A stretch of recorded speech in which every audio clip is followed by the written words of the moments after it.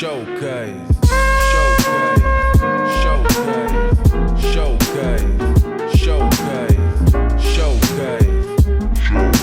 Como é que é, malta? Sejam bem-vindos a mais um episódio do Showcase. Esta semana tivemos a celebrar o aniversário da ESC-FM e para fechar com chave de ouro temos um convidado muito especial, o locutor da Manhã das 3, autor do programa Imperfeita Repetição e do Ponto Wave e RP do Grupo K em 2013. Como é que estás, Alexandre? Mal, muito mal recuperar esse passado. Olha, já muito obrigado pelo convite, contente por estar aqui. Que me contas? Queria saber como é que surgiu a oportunidade de seres RP das Noites de Lisboa.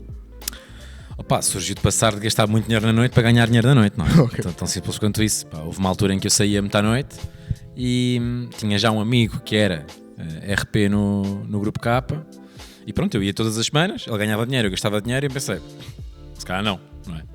E então acabei por entrar para a equipa dele. Pá, aquilo era um trabalho básico, aquilo no fundo era convencer os nossos amigos a ir sair para onde nós estávamos a ir. Na altura era o Kremlin, tinha outro nome, tinha clube, se não me engano. E pronto, depois acabei por... Pronto, na altura tinha assim um grupo grande de amigos, depois passei para coordenador, trabalhei no Urban uns tempos, mas depois fartei-me daquilo, porque pá, tinha que ir sempre às noites e depois eu queria sair para outro sítio, tinha que ir para ali e essa prisão depois começou-me a fazer confusão. Fui sempre tido assim uns trabalhinhos extra escola e extra faculdade para ganhar uma guita própria. Pá, estive num call center também, fui recepcionista no ginásio, ou seja, o RP foi só um deles, ainda bem que tu só trouxeste esse, obrigado, mas tive vários trabalhinhos para ir fazendo assim um dinheirinho de parte. E foi nessa noite que conheceste o Manel Cardoso e criaram a Bunch of Productions, ou como é que foi? Eu conheço o Manel através de um amigo meu da faculdade, Yeah. que é ainda hoje o agente dele, melhores amigos, o Chico. E há uma noite em que de facto estamos nos copos já há muitos anos e pronto, o Manel estava meio infeliz e não estava a curtir muito o trabalho com a agência dele na altura. E nós já éramos todos muito amigos, nós íamos aos espetáculos todos dele, nós estávamos por dentro do meio e pensámos, olha, bora ajudá-lo. E de facto tínhamos tempo livre porque a faculdade, o curso de Comunicação Social não é um curso muito difícil, faz-se bem, tínhamos tempo livre, por isso acabámos por criar a Bunch of Productions. Éramos 4 na altura e acabámos por produzir não só os espetáculos do Manel, mas também os primeiros de Boomerang ao vivo no Teatro do Bairro. Fizemos com o Guilherme, com o Carlos e com o Mota também, acho que 4 ou 5 datas no Teatro do Bairro. Por acaso foi uma época bem fixe, porque aprendi imenso sobre produção, sobre produzir um evento, em que fazíamos desde tudo, não é? Desde a promoção até encaminhar as pessoas para o lugar, não é? Até ao lanterninha, e foi uma experiência fixe. Depois obviamente tive que escolher, não é? Outro caminho, não é? Não ia ficar na produção de eventos, apesar de ainda hoje dar muito bem com o Manel e com o Chico e com essa malta, mas pronto, foi outro caminho, foi a rádio. Como é que era essa experiência de estar atrás da câmara? Tipo, como é que gerias? Como é que tipo, era a cena de eu quero entrar na área do humor? Eu nunca quis ser humorista, não é? Por isso o que eu queria mais era estar no ramo do entretenimento e já há alguns anos que sabia que queria estar neste ramo, e eu acabo também com a Bunch of Productions ter ali um espaço de criar um podcast que teve só na altura 5 episódios, mas lançámos no YouTube, que eram duplas entrevistas. Era eu, acho que fiz com o Mota e com o Carapeto, depois foi o Miguel Neves com o Carlos Pereira, depois fiz Diogo Batáguas e Manel Cardoso, se não me engano, os dois juntos, depois fiz o Vilhena com o Geirinhas, acho eu, e acho que foi isto, acho que foram 4 episódios, não sei se foram 5, não me lembro, que gravámos na altura na casa dos avós do Manel Cardoso, que hoje em dia já não é, ele entretanto mudou de casa, mas era a casa do Manel e da Leonor, mas a verdade é que eu estava na produção, adorei ser produtor, eu começo na rádio como produtor, eu durante 2 anos e meio não toco na xixa, não toco no microfone, ou seja, sou mesmo só guionista e produção de redes sociais, mas admito que lá está, como estava aqui a dizer em off, sempre tive ali uma fome microfone que fui domando, mas depois quando surgiu a oportunidade, e isto tem que se alinhar, não é? Não é só nós querermos, eu acabo por beneficiar da saída do Rui Maria Pego da Mega para entrar no microfone. Por isso foi um domar a vontade de estar à frente da câmara, mas a divertir-me imenso e a achar importantíssimo passar pela produção antes da apresentação. Tu este ano também atuaste com a Joana Miranda, no Invertido no Porto, em que eras basicamente a pessoa fora da área da comédia, que fazia comédia. Como é que foi voltar ao stand-up? Tinhas alguma cena escrita? Foi um pânico. Nem sei se acho que não vou repetir a experiência, porque foi mesmo um pânico. Felizmente foi dupla sessão. Acho que se fosse só uma, tinha ficado com dúvidas. Como foram duas na mesma noite, percebi, eu não curti mesmo. Foi mesmo uma situação de nervos enorme, sentir que não tinha muito talento para a cena, e o texto foi uma história. Como aquilo é 5 minutos, ou seja, o conceito dos espetáculos da Joana havia um invertido, não é? Que é uma pessoa que não é stand-up comedian, vai fazer stand-up comedy.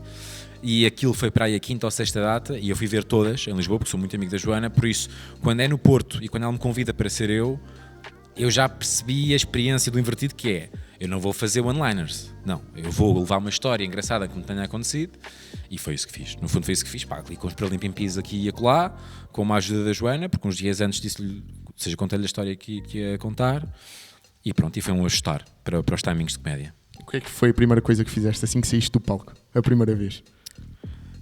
Olha, eu nessa noite eu vinha com um ritmo de manhãs, não é? Ou seja, estava a fazer manhãs nessa semana como estou a fazer há 10 anos, e então acho que assim que saí foi continuar a beber a Red Bull que estava a beber antes, porque estava muito cansado e queria estar ali com uma pica extra, não só aqui os nervos traz, porque a pica dos nervos é traiçoeira, porque depois quando passam os nervos uma pessoa cai e tipo, só precisa de uma cama logo a seguir. Eu senti que vinha aí noite de copos, então, e de facto veio, verificou-se, por isso queria estar up, mas não foi assim uma grande loucura, não tenho assim uma grande história para te contar, simplesmente estava todo borrado e aproveitei ali o intervalo entre as duas sessões para beber uma Red Bull ou outra, e lá está, a seguir à segunda sessão fomos para o Maria Pistolas. Estando aqui na ESC, numa escola de comunicação, é inevitável não falarmos do teu percurso. Como é que foi a primeira vez em que interagiste com a área do jornalismo e do entretenimento? A primeira vez, enquanto espectador e a querer entrar, foi ainda no secundário, que eu estava ali meio perdido, mas há uma conferência do Vasco Palmarim na minha escola, que ele estudou na minha escola, e eu ao perceber a vida dele penso, olha, é mesmo isto que eu quero fazer, já não estou assim tão perdido. Depois tive que fazer ali aqueles 3 anos em ciências, que foi assim um bocado um castigo, mas pronto, a matemática e as biologias e as fisicoquímicas, que não é nada a minha área, mas fiz. E depois a minha primeira experiência acaba por ser a Rádio Renascença, que é o meu primeiro estágio. Eu volto de Erasmus, ou seja, eu quando vou de Erasmus estou de curso e de Bunch of Productions, vou de Erasmus, faço pausa de tudo, não é? Literalmente, porque não fui a nenhuma aula em Erasmus, que isto é mesmo assim, e quando volto de Erasmus, começo a procurar um estágio. E foi aquele percurso o gabinete de estágios, na altura não era hiper eficaz, por isso tive que arranjar um bocadinho por mim. Eu lembro-me que durante, 10 semanas, nem sei, se calhar mais, todas as sextas tinham um alarme que era enviar e-mail para todas as rádios até me dizerem não, porque muitas não respondiam. Fui recebendo alguns nãos e há um dia em que eu acordo com um mail de resposta da Renascença, tipo a dizer mesmo, podes parar de enviar mails porque vens aqui a uma entrevista. E foi uma entrevista na Rádio Renascença, fiquei como produtor de vários programas. Aquilo não era bem produtor de um sítio específico, até porque o meu estágio na Rádio Renascença foi mais ver do que fazer. Ou seja, eu estava lá mais como espectador, que aprende-se imenso também a ver, aprende-se mais a fazer, obviamente. Mas eu lembro-me perfeitamente, por exemplo, da minha primeira experiência enquanto um guião que eu escrevi e a locutora leu tintim por tintim, é assim meio inesquecível, não é? Ou seja, a Rádio Renascença tem o peso que tem.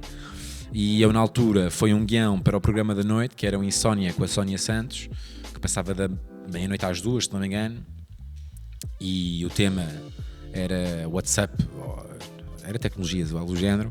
A produtora desse programa era uma pessoa mais velha, tanto que se reformou pouco tempo depois de mudar o estágio, e então ela disse-me, olha, isto é uma cena para putos, vais tu escrever este guião.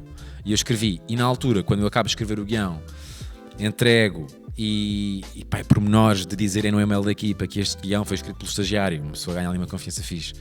E depois à noite eu vou ouvir e a Sónia Santos lê aquilo tintim por tintim como eu escrevi. Acho que essa posso dizer que foi a primeira experiência de entretenimento de ok, fiz alguma coisa, aconteceu aqui, materializei uma ideia. Portanto, acho que foi um bocado a Rádio Renascença, a primeira experiência. E como é que foram os primeiros dias na Renascença? Tens algumas memórias tipo icónicas de entrar ao estúdio pela primeira vez, aqueles corredores? Há um fim de semana giro, que foi fim de semana de Salvador Sobral, Eurovisão, Papa, estava cá também, e o Benfica é campeão, tudo no mesmo dia. E então foi interessante estar numa redação nesse dia, porque eu era a única pessoa na redação. Estava tudo em exteriores. Estava tudo, primeiro na Rádio Renascença, uma rádio católica. Portanto, estava metade da redação em Fátima, com o Papa. Depois o Benfica campeão, o futebol é um tema que lidera e a Renascença é a dona do conteúdo da Bola Branca, que é icónica, por isso também estava tudo nos estúdios nos festejos do Benfica. E para além disto, é o Papa, e ainda há o Salvador Eurovisão, música, rádio, também hiper focado. Portanto, eu lembro-me de estar ali meio sozinho, numa relação que costumo montar, sei lá, 50 ou 70 pessoas, e apesar de não estar bem a fazer nada, foi marcante ver um sítio que costuma estar sempre cheio e pessoas a falar, e é o epicentro de uma energia vibrante, uma relação de um jornal é vibrante, e do nada te parei-me ali sozinho porque estava tudo a acontecer ao mesmo tempo neste país, então foi giro. Bacana. Olha, eu queria retomar uma data muito especial. Para nós que gostamos de hip-hop, 16/12/95 é uma data especial, é uma música do Sam. Eu queria relembrar o 13/5/2019. Como é que tinha sido esse dia se tu não tivesses estado na Quase FM? 13/5/2019. Eu estou 13/5/19. É o meu primeiro dia como locutor. Yeah. É o meu primeiro dia como locutor de rádio. É o primeiro dia em que vou para o ar nas noites da Mega. Foi o tal que eu mencionei de que o Rui sai, o Rui vai para a comercial. Ao Rui sair, acho que era uma Mafalda Castro, estava nas noites, passa para as manhãs e eu entro. E há um bocado que a rádio funciona. A rádio funciona um bocadinho assim. Quando um sai, entra outro e é esperar que o carrossel funcione. Se eu não tivesse estado na Quase FM, se calhar não estaria ali. A verdade é que eu podia ter entrado um ano mais cedo na Mega, porque eu sou convidado para entrar na Mega como estagiário de locução ainda no meu segundo ano de faculdade, que eu recuso, porque ia de Erasmus. E então acabo por entrar em 18, se não me engano, que é um ano antes, sim, eu tive ali um ano e meio a produção, acho que foi em 17 que entrei, sim, e esse dia foi especial, não é? Porque é assim, aquele primeiro programa, na altura ainda, bem, eu acho que não tenho nenhum registro disso ainda bem, porque aquilo era pobrezinho, não é? Mas foi um dia especial porque foi o início. E é interessante até pensar nessa retrospectiva porque tinha muito pouca liberdade na altura, ou seja, então agora, não é, nestes últimos meses que fui para uma rádio diferente, em que é mesmo diferente, ou seja, eu agora estou numa rádio de palavra, a Mega é uma rádio mais de música, que uma pessoa podia falar, sei lá, 30 segundos entre músicas, era assim uma coisa hiper restrita, mas para mim 30 segundos na altura era uma loucura, e eu agora penso isso, ainda hoje fiz programa sozinho, porque as minhas duas colegas estão fora. Pá, eu tive um momento a falar 7 minutos sozinho hoje, ou seja, pensar nessa diferença e nestes anos todos é interessante. A Quase FM foi importante, sim, uma rádio na faculdade, na Católica. Aquilo funciona como uma cadeira também, ou seja, aquilo dá créditos. É uma cadeira que nós temos, que é opcional, inscreve-se quem quer, só há 20 vagas e eu na altura decidi fazer logo no segundo ano e foi importante. Pá, claro que eu acho que hoje em dia é muito mais importante, porque há aquele meme clássico de quando nós saímos da escola ou saímos da faculdade e aparece o estádio do Real Madrid a ser hiper construído, super tecnológico. É um bocado esse meme, a minha vida, porque eu saio da Católica, eu tinha duas cadeiras, uma cadeira de televisão e uma cadeira de rádio. Eu quando lá estava, a cadeira de rádio ainda era meio analógica, não havia bem uma parte digital e não havia sequer estúdio de televisão. E hoje em dia já há tudo, ou seja, os alunos hoje em dia têm uma preparação muito melhor. Por isso eu acho que hoje em dia deve ser mais importante ainda, porque eles acho que já conseguem tocar mais no tutano da rádio com as condições que têm lá atualmente. Bacana. Ainda te lembras do que é que falaste na primeira emissão? Como locutor? Por acaso não, pá. Acho que não me lembro. Lembro-me da primeira música que toquei. Foi, se não me engano, uma artista chamada Mabel, se não me engano. Que houve assim uma popstar da altura. Mas temas acho que não. Lembro-me que na altura tinha descoberto há pouco tempo uma música que é o Abre a Porta Tânia, que é uma música hilariante, e acho que passei um bocado essa música e gozei um bocado com isso, mas assim, primeiro tema por acaso não me lembro. Bem, que porcaria de história, não? devia saber, yeah. 776 dias depois e não te lembras da emissão. Esse dia, eu faço essa descrição porque são os dias em que eu tive como produtor. 776 como produtor, antes de seres locutor. Não me lembro, pá. Depois, anos mais tarde, criaste o Wave. Como é que surgiu essa ideia? É muito orgânico, que eu simplesmente tinha perguntas para fazer e não tinha espaço para as fazer, porque as entrevistas nas manhãs, ou nas tardes ou nas noites, na altura não estava nas manhãs ainda, as entrevistas de painel na Mega funcionam de uma forma muito controlada, lá está, é uma rádio de música, Mega, é preciso ter isso em mente, portanto nós não tínhamos muito espaço, tínhamos ali 3 minutos de cada vez para falar, E há perguntas que eu comecei a perceber com a minha experiência que não se pode fazer num espaço de 3 minutos. Ou seja, eu tenho que aquecer o convidado, eu tenho que levar num caminho, eu tenho que ter... Há vários tipos de entrevista e eu percebi isso rapidamente. Por isso, eu comecei a sondar o meu diretor na altura para ter um programa de entrevistas. Que inicialmente não consegui convencê-lo, porque é complicado convencer alguém quando todos os fatores jogam ao contrário. Ou seja, estamos a caminhar para uma geração de Reels e TikToks em que está tudo cortadinho e é tudo muito rápido, é tudo 20 segundos, e eu queria fazer programas de 40 minutos, portanto era complicado convencer uma direção com estes argumentos. Depois, felizmente, surge um podcast na Mega que é um de cada vez, em que em cada segunda-feira um locutor diferente entrevistava uma pessoa diferente à escolha. Eu escolho o Sam da Kid para começar. Na verdade escolhi Marcelo Rebelo de Sousa, mas ele nunca me respondeu. Ele respondeu-me tipo um ano depois. E então eu escolho, eu fiz 2 entrevistas fiz 3, mas 2 que foram muito importantes, que é Rodrigo Edes Carvalho, o Sam da Kid, e por acaso na mesma altura calha-me entrevistar o Ant. O Ant numa fase em que está completamente na berra, o Ant, o youtuber, em que ele estava a viver com o Diego Miranda. Isto parece mandota, não é? Parece assim meio a gozar. Mas o Ant estava a viver na casa do Diego Miranda. Pá, então há uma tarde em que eu vou com um produtor da Mega, eu e o David, vamos para uma casa gigante, um casarão em Loures, que é onde o Diego Miranda mora, e vamos entrevistar no estúdio do Diego o Ant. E eu percebo que é um bocado aquilo que eu quero fazer, que é tipo, bem, estou no estúdio a entrevistar alguém que está a começar a fazer música. E então, na mesma semana, ou em pouco tempo, ou seja, numa curta janela temporal, eu entrevisto o Rodrigo Edes de Carvalho, entrevisto o Ant e entrevisto o Sam da Kid, e todas batem. Todas têm muitas views. Claro que a do Ant no nível bizarro, mas tanto a do Sam como a do Rodrigo Edes de Carvalho também, para a altura em que se pensava que os jovens não queriam ver conteúdos longos, aquilo corre bem. Pá, eu quando tenho estas 3 e os comentários que tenho, começo a pensar, tenho argumentos. E então vou lá, chateio outra vez a minha direção e abre-se esse espaço. O nome eu já o tinha comigo, já tinha tido a ideia de... Achava Ponto Wave um nome giro, por ser a terminação de fecheiros musicais. E pronto, e consigo convencer. Aquilo depois levou ali muitas voltas. Aquilo no início era para ter várias rubricas a meio e tal. Depois eu comecei a perceber que era mais giro fazer só a entrevista. E pá, pronto, e depois tive a sorte, não é? De ter pessoas que confiaram só, porque tu fazes um convite a um artista musical. É assim, tu, se não me calares, eu não me calo. Portanto, se queres desviar a conversa, tens de me ir interrompendo. Mas eu começo por convidar. Na primeira temporada tive para aí 7 interessados, era para ter 10, mas depois tenho Covid a meio. Eu para ter 7 fiz para aí 30 convites. Porque lá está, tu vais ter um artista e dizes: pá, eu quero te convidar para uma entrevista sobre o teu novo projeto. Pá, eles recebem isto todos os dias. Portanto, é complicado diferenciar-te. Então eu tenho que agradecer muito àquela primeira fornada de T-Rex, de Bárbara Tinoco, de Cláudia Pascoal. A Gislane já foi na segunda temporada, mas há ali uma grupeta que foi muito importante. O Agir também foi muito cedo. Há ali muitos artistas que eu tenho que agradecer porque eles simplesmente disseram que sim, pá, porque sim, não faziam a mínima ideia quem é que eu era. E tanto que depois aconteceu, por exemplo, com a Bárbara Tinoco, acaba por acontecer ela pedir-me uma segunda, uns anos mais tarde, a dizer: pá, imagina, eu não sabia que ia ser uma cena, depois aquilo, bora lá fazer outra.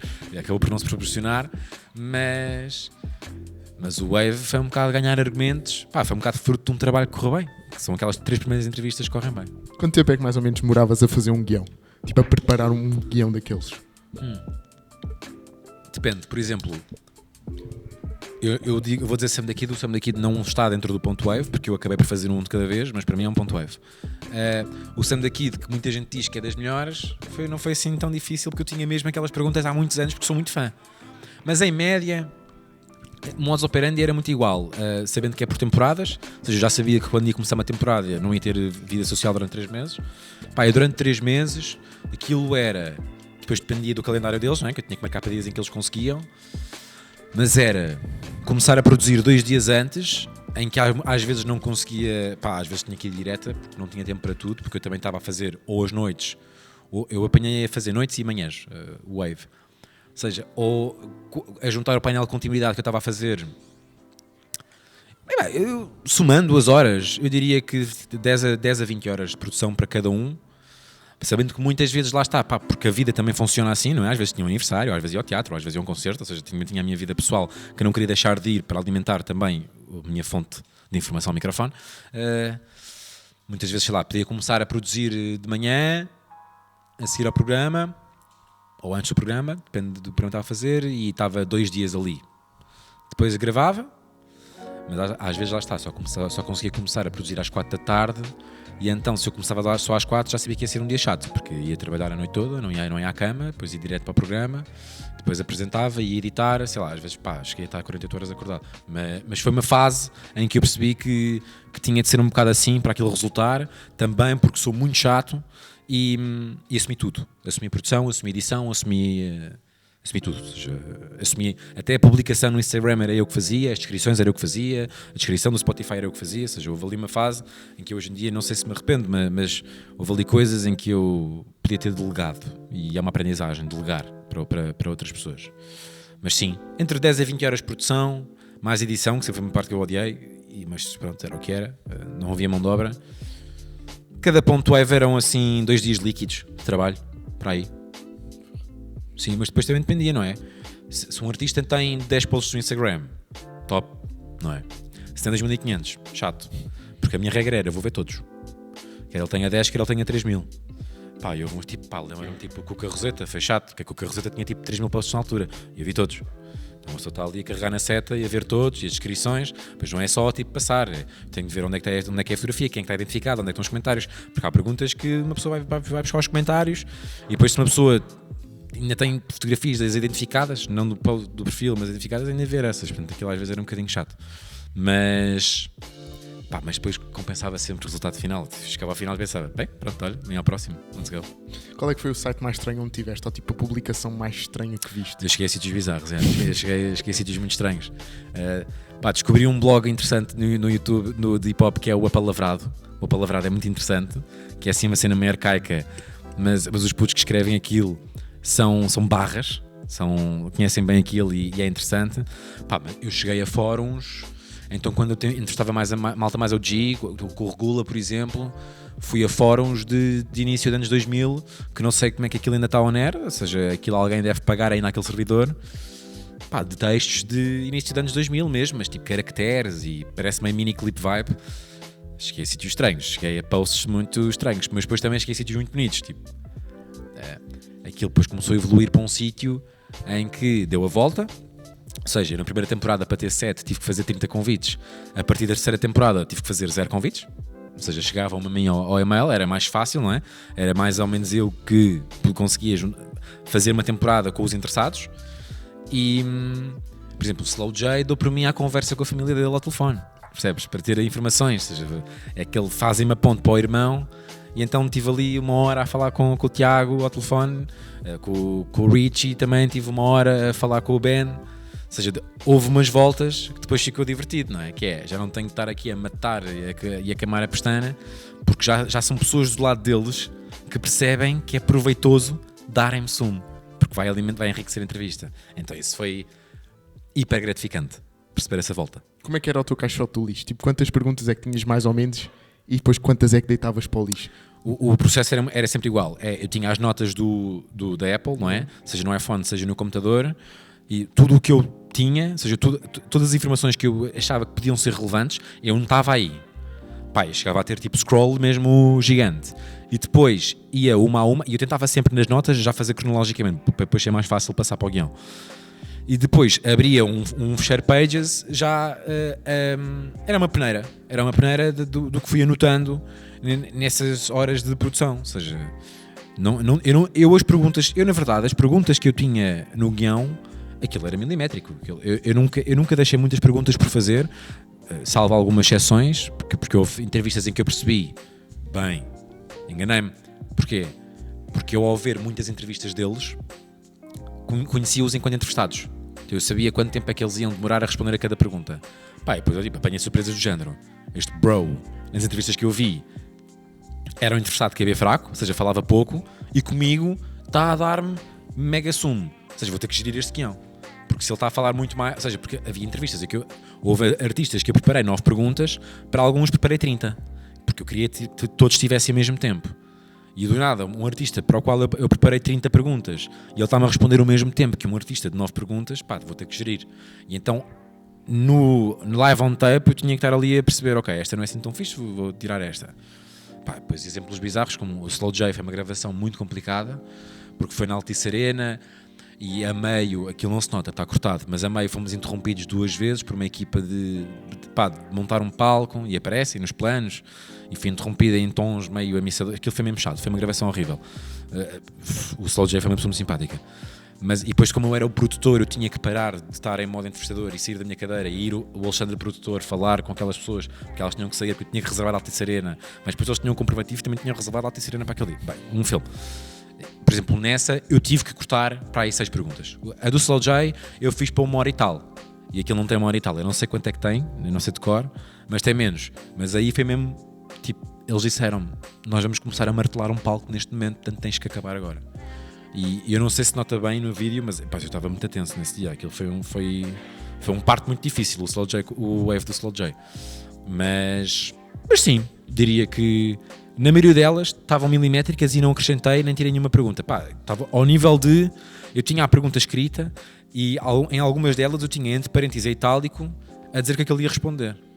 Para eu estar já a preparar para o caminho que a entrevista ia dar. Porque eu já sabia que ele ia responder porque eu vi todas as entrevistas que ele deu. Portanto, eu sabia mais ou menos guiar a entrevista. Tornava-se mais fácil. Eras tu que montavas também o material, tudo, tipo nessas do Altice, ou tinhas a equipa? Não, aí tinha equipa, felizmente. Tinha uma ótima equipa, o David Carronha, a Joana Cordeiro e depois muitos estagiários que foram ajudando ao longo do percurso. Mas... E a Inês Matias também na altura, ou seja, era este trio da Mega que nessas exteriores ajudavam-me a montar o material e a fazer os planos.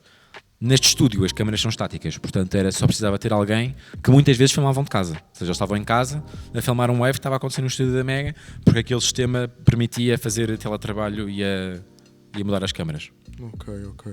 Bacana. Olha, eu tenho um jogo para ti.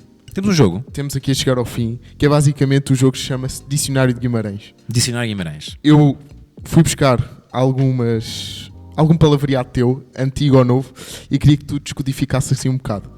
A primeira é Bad Noodles. O que é Bad Noodles? Bad Noodles isso é doce da casa. Yeah. Isso é doce da casa. Foi um podcast que eu tive com um bom amigo, Ruben Duval. Bad Noodles é onde ele vive, Massamá.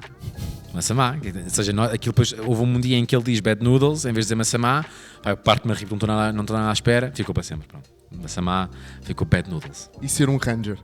Ser um Ranger, por acaso, é interessantíssimo estar agora a falarmos sobre isto, porque parece que foi noutra vida. Mas o podcast acabou tipo no ano passado.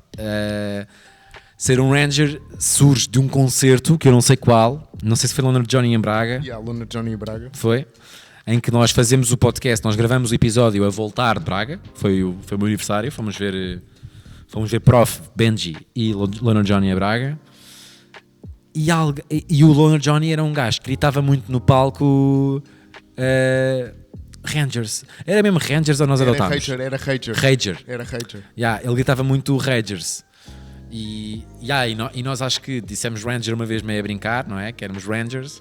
E ficou, nós divagámos imenso na altura a dizer que íamos criar crachás e que cena bizarra. Mas foi muito giro. E eu adorei ter o doce da casa. Hoje em dia debate-me um bocadinho se deve ter aquilo online ou não, porque acabámos por contar ali algumas coisas um bocado privadas.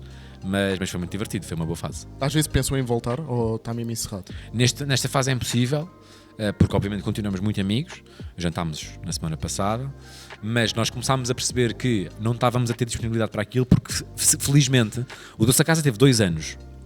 Felizmente foram 2 anos que as nossas carreiras transformaram-se. Ou seja, são os 2 anos em que eu crio o Wave. Eu quando começo o Doce da Casa não tenho Wave, depois tenho Wave. E a carreira do Ruben também começa a explodir. Ele começa por fazer uns videoclipes dos artistas, e hoje em dia está a fazer uma cena gigante que vão poder ver em breve. Por isso, ou seja, as nossas carreiras começam as duas a crescer muito na mesma altura, e também foi mega feliz vermos isso a acontecer. E até há episódios em que nos queixamos imenso de dinheiro e que estamos apertados e que que está muito complicado evoluir enquanto jovem. Depois também o podcast acaba por acompanhar muito as nossas vidas pessoais. Acabamos por admitir os dois que terminamos relações longas naquele podcast. Aquele podcast começa por ser gravado numa casa minha que eu tinha com uma ex-namorada, que acabamos, eu volto para a casa dos meus pais, gravamos em casa dos meus pais. O Ruben também acaba com a namorada dele na altura, gravamos em casa dos pais dele. Ou seja, o podcast também teve essa faceta gira de acompanhar um bocado a nossa vida pessoal. E pronto, depois chegámos a um ponto em que estava complicadíssimo de arranjarmos dias para gravar aqueles dois juntos. Percebemos que é muito complicado gravar um podcast de 2 pessoas que não moram juntas. Props para Cubinho. Props mesmo, porque... e outros exemplos de certeza que há. Eu agora assim de repente lembro-me do Cubinho, porque pá, eles são 3 mais o Bolinha e tipo, estão sempre juntos. Eu acho que eles devem gravar claramente vários no mesmo dia, mas é complicadíssimo gerir agendas. Por isso, voltar acho pouco provável agora. Faltou uma coisa, faltou-nos fazer ao vivo, que chegou a estar marcado. Nós chegámos a ter a sala praticamente fechada. E aqui em Lisboa? Ia ser em Lisboa. Falámos muito com a sala Time Out na altura e com o Teatro do Bairro e também com a Barraca em Santos, mas lá está. Depois aconteceu carreira. Aconteceu o Ruben ter um convite para ir filmar 4 meses para a América. E ele foi, obviamente. Portanto, não houve outra hipótese. Acho que não foram 4 meses, teve 3 meses, mas apanhava a data em que íamos fazer aquilo ao vivo. Por isso lá está. Foi um projeto que ficou debaixo da gaveta, debaixo do tapete. Depois lá, talvez um dia voltaremos lá, mas nesta fase eu acho que é um bocado impossível. Também porque não queríamos muito já mostrar esse nosso lado. Ou seja, foi giro mostrarmos ali aquelas histórias, mas já não estamos com a mesma disposição para estar a falar sobre as nossas bebedeiras e essas noites mais crazy, porque também a verdade é que já não temos assim tantas como tínhamos naquela fase, pá, porque entretanto comecei a fazer manhãs e uma pessoa quando pensa a fazer manhãs, e ele também com o horário de trabalho que está neste momento, estamos a ter noites muito mais calmas hoje em dia. Por falar em Ruben, queria também perguntar a bala de cabelo do Ruben. Foi batota. Foi batota. E tu sabes que aquilo foi batota. Mas é um episódio especial. É um episódio especial em que nós convidamos. É o que nós convidamos o chefe. É o chefe do Masterchef. O Gonçalo. O Gonçalo, exatamente. Nós convidamos o Gonçalo e nós combinamos um com o outro, cada um fazer uma baba de camelo. Eu faço de facto uma baba de camelo e a Ruben, como é mentiroso e má pessoa no geral, ele pede ao irmão dele para fazer. E o irmão dele, para quem não conhece, o Guilherme, é um excelente cozinheiro. É muito, muito bom mesmo. Tanto que ele vai agora até fazer um curso nessa área. Por isso, foi o irmão dele que fez, que foi uma reinvenção da baba de camelo. Pá, para tu perceberes, eu imensas vezes chegava à casa do Ruben e o irmão dele, por lazer, estava a fazer pratos. E há um dia em que ele está a fazer um prato já tipo de seringa. Já está a usar seringa para fazer um prato. Está neste nível já, que para mim é tipo, se estás a fazer um prato de seringa, já estás tipo de nível Michelin, esquece. E ele estava a fazer eclairs, estava a meter o recheio dentro de uma massa de eclair. Por isso, foi batota.